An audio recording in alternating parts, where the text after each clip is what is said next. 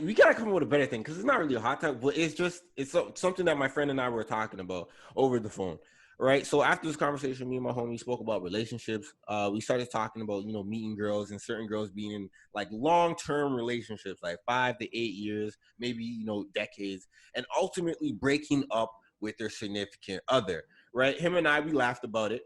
And the reason why we laughed about it is because I made this funny joke. I was like, if you believe in marriage, right?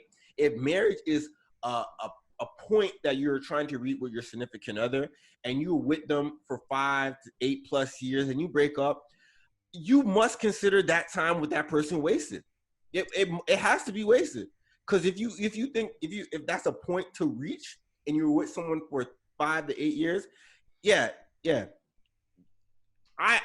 That was wasted time, and I laughed so hard because I was like, yo, there's something wrong with you, and there's something wrong with the dude, or the dude probably saw no value in you, and or something, because I can respect a failed marriage. What I can't respect is someone being in a relationship for that long and the motherfucker didn't get down on one knee and propose to you. What's wrong with you, man? There's something wrong with you.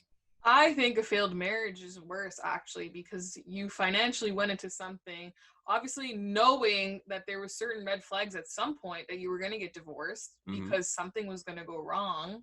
Because I do think you won't marry someone if you have red flags. Like that's going to end up in a divorce later on. If it's red flags you can't fix. Hold that thought. We're old enough and we know a lot as we get older. When the red flags appear, I believe red flags start to pop up around right after the honeymoon phase, or maybe in the honeymoon phase itself. And we're able to identify those certain things. So we know that we're going to be with someone for this long, all right? We know this shit's going to go dead. So if you can't identify what red flags you see during the dating, so you're having unprotected sex if you're having sex with someone for over a year. So you're doing all of this. You're showing them around, your friends, your family. If you know that this is something that can't be tangible, I can't respect that. You should have went all the way and let that shit fail in the marriage. I don't think so. I think it's a waste. But I think that's a waste, bigger waste. But I don't necessarily think I understand, like, it does feel like a waste of time because you literally cannot get it back if you date someone for 8 years and it doesn't go nowhere and you guys break up. But the reason I feel like it's not a complete waste of time is because every single person I've ever talked to, dated, whatever, I used to feel like, holy fuck, this was just a waste of time, whatever it was. But what I realized is, it wasn't really a waste of time. I really figured out what I do and don't like. Because I know a couple girls around my age or who have only just started out in the dating scene or haven't even started at all because they don't want to give anyone a chance. And I'm like, you guys are fucking stupid. You have no idea what you don't like.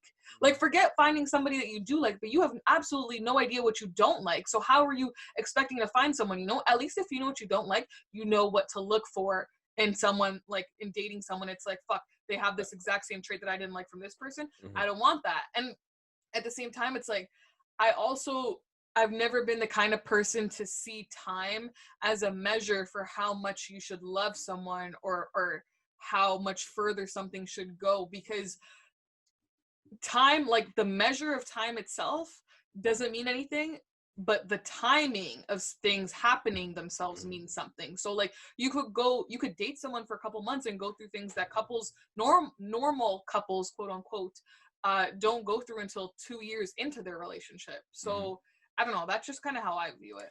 I say, Nina, you proved my point. Because you know why? You identified what you wanted and what you didn't want it, because those guys that you were dating, did anything go over a year? Let's keep it 100. Nothing went over like 3 months, 3-4 months. And exactly, you proved my point exactly. So we're able to identify certain things that we want and we don't want within a short period of time, right? Where anything that goes over that extended period of time. Now, if you believe in marriage, right? Now you're working towards something. Right now we're going like, all right, let's strengthen the good bonds. Let's communicate. Let's iron out some of the things that are the negotiables, right? You're able to go like, all right, we're able to build on what the solid foundation that we've already identified. So if you're able to go 1 year, 2 year, 3 year, 4 year, 5 year, 8 years, and you can't get married, man, that whole shit's a dub. And that's why I can say I can respect a failed marriage because you gave it a shot. You gave it a shot. But if you're with someone 8 years, you wasted your time if you believe in marriage. I'm talking to people who believe in marriage. If that is what you aspire to. So I have this small example that I wrote right here. So imagine you worked at a law firm for 8+ years, right? You're trying to become partner in this law firm, right? And someone gives you the news saying that you weren't unable to become partner of those 8+ years because you worked so hard. Would you not feel like your time was wasted as an associate with inside that law firm? Would it not because you worked hard and someone else came out of nowhere and got the thing? It was like, did I waste my time? I worked my ass off, aspiring to be a partner, doing everything necessary to be partner. You tell me I can't be partner, I'm unable to be partner. I feel like my time here has been wasted. And that's the same thing that goes for relationships, man. To be honest, man, a lot of us may not be financially stable, but goddamn, we could go to the city hall, write up a little paper, sign that little thing, and get married later. It's like, fuck it. Let's do this. We could do the celebration. We could do all the flashy money thing later. But let's make that shit official right now, baby. Let's go. Do that. You could do that in 3 years. You might see, someone told me you know who you could be with in 3 years, and that should be cool.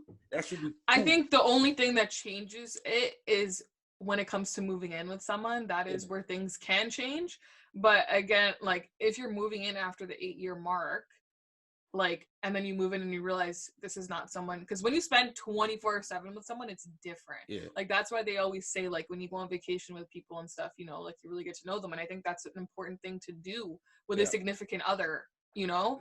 Exactly. But I think at the end of the day, a lot of this just comes back to open communication, because even for myself, when it was with those other guys, like the reason I would always just end it after 3 months is because if we're talking every single day for 3 months, we're seeing each other at least 2 times a week for 3 months, and you're telling me you don't know what you want, you're wasting my time. Because imagine that 8 years. Imagine you 5 years. But that's what I mean. You have to have open communication in the dating scene in general. Like you need to be open with your partner and speak about those things. Like, especially now that we're older, like a lot of people have this whole deadline of like, I want to be married by 30. I want to have kids by 30, like all that kind of stuff. Like you need to talk about all this stuff. I think it's very important. And I think, yeah, like, I don't know. I've always asked, like, is this going to relationship? You know what you want? All right, cool. Bye. And then I just move on to the next person. And I did find someone, thank God, who's like serious about this shit and has an end goal of getting married and having kids. Like, because not a lot of guys that I spoke to before, like, it was always like, I don't care about getting married. I don't know if I want to get married. And I was like, man, what the fuck? I'm trying to get married. Not right now, but I'm trying to find someone to get married to. You know what I mean? So to me, it was a shock to find somebody who had the same values. Exactly. And you know what? And we're going to end it right there, right? We're going to end it right there. That's a positive note right there. We ended on a positive note. Yes. Take lead from Nina. Take lead from Nina. Don't be like one of them other hoes out there that are with someone for 8+ years, 10+ years. Don't expect people to read your mind. Plain exactly. And simple. And if you can't get a ring, oh my God, pussy trash. Pussy trash.